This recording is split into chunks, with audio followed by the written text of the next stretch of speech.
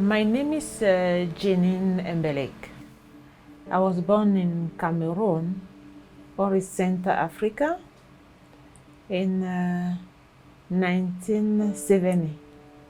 So I came from a family of 7 kids, and I'm almost the last one. I decided to move to Calgary with my son because the relationship with my ex-husband was not quite good.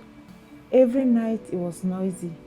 You hear people talking about fighting the whole night, and we couldn't sleep. As a single mom with a teenager, a boy, it was very scary. We called police. It takes time because we spend most of our night awake, scary, and we can't sleep, and early in the morning I have to work. And I asked them to move me out because my son was very scared. It was a very bad time for me. I was so happy to have a place bed, and then suddenly at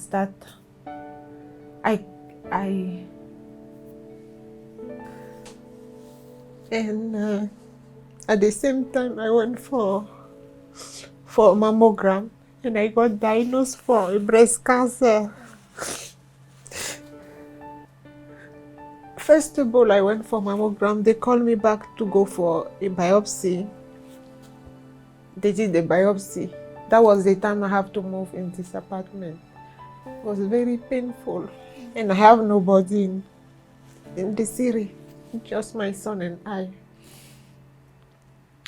I couldn't move anything, but I called some people. They helped me move. I didn't know what was going on. I thought it's just the biopsy. Everything will be okay. So as soon as we moved here, and then they called me, they said I was diagnosed with a breast cancer. I said, God, I've been looking to have a very nice place. Now I have a very peaceful place, and I'm sick. It was very hard. I didn't know how to talk to my son about that. So I went to one of the family friends from church. I asked them if they can take my son. They took my son there. I hid that to my son. And then I called my ex-husband in Montreal. I told him that I'm sick because he also had health problem. When I told him that I got diagnosed with breast cancer, he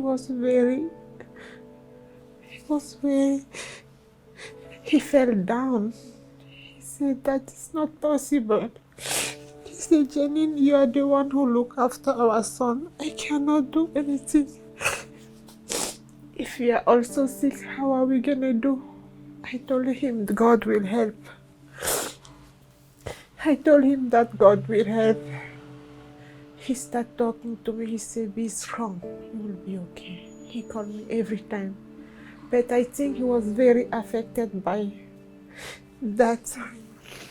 So I went for the first surgery. I came back. And then I went for follow-up. There's a result in positive. I called him. I said, they said the result is positive. So I'm still sick. She said, Jeanine, I don't know what to tell you. Be strong, you will be okay. Just for Jason. I said, no, everything will be okay. I think he didn't get it. He was disappointed. He didn't know what to do. He told me, if you're sick, I cannot help Jason. What are we gonna do? I say, I'm gonna be okay. And then I had an appointment that was to see my surgeon. And that was August 10. So I went to see my surgeon. in August 10, as soon as I saw her, and she said, we're gonna make another surgery, we're gonna do another surgery. As soon as I left the surgeon office, I tried to call my ex-husband to let him know what's going on. His girlfriend just told me that he did not respond. I start driving. I stop in the middle of the highway because he's the only one I used to talk. He was the only family member I had in Canada. He used to live in Montreal. See, I don't know who I'm gonna talk about now. I just stop. I pray, I cry, and then I start my car again. Start driving home, and his girlfriend called me. He said he just passed away. I said, God, no. I thought I was gonna die. I thought I was gonna die. He was the only one who was talking to me, calling me every time. And then I said, I haven't talked to my son about my health. Nan, how am I gonna talk to him about my health and his dad death? I don't know. I came here. I saw Shannon. I was thinking in my mind, I don't know who to talk to. I don't know what to do. And then I said, Shannon is very nice. She always listens to me, to everybody. Let me talk to her. When I spoke to her, I was crying and she cried with me. She held my hand. That was very helpful. I will never forget about that. She held my hand. She listened to me. And she said, if you have any problem, just come and talk to us. I said, thank you. I came home. I couldn't sleep. I was praying days and nights, days and nights, days and nights. Every time I want to talk, I go down and talk to Shannon. And I felt good after talking to her. I start feeling guilty because I said, my ex-husband, I think, he passed away because he knew I was sick. I shouldn't tell him. And then I start thinking how I'm gonna tell my son. How I'm going to tell him, how I'm going to do. And I'm sick. I have no money. I have nobody. I have my son. I was depressed.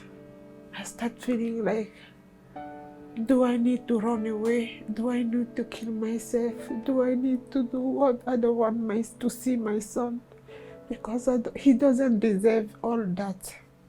I went back for my surgeon. I went back for appointment with my surgeon. And till up September, I didn't tell my son what happened. I was still thinking how to talk to him. So I went back for my appointment, and then they told me that the result is finally. No, they did the max, they told me. They removed the whole breast. So I was still with my son here. I didn't tell him. So I went back on my appointment September 4th. And then they said the result came negative. But they said, you're not gonna take any treatment, but we have to watch it because it can come back at any time. So I came back. And then I called my son. I told him. He was very devastated. He felt bad. He said, Mommy, why didn't you tell me? Are you gonna die? I said, no, I'm not gonna die. I'm not gonna die. So we start talking, but he was very, very scared. Till now, every time, because I think he he's gonna lose me as all. But I scared, trying to make sure, to try to assure him that I'm good, I'm okay. Because he's 15, he knows about all kind of things. So, and sometimes he tell me, Mommy, we don't need to make noise, because if they kick us out of here, we're gonna be homeless, or we're gonna be. I said, no, we don't make any noise. Every time he asks me, oh, did you pay your rent? Are we okay? Because I don't want us to be out of this place. I said, no, Jason, I'll try my best to work hard, and we're gonna be here, and we don't make any trouble, so we good. So I really, really, really appreciate this place, because I cannot imagine being sick when I was still living in that place. At least I was here, very peaceful, very quiet, and very nice people, you know, very supportive, very supportive. That's why I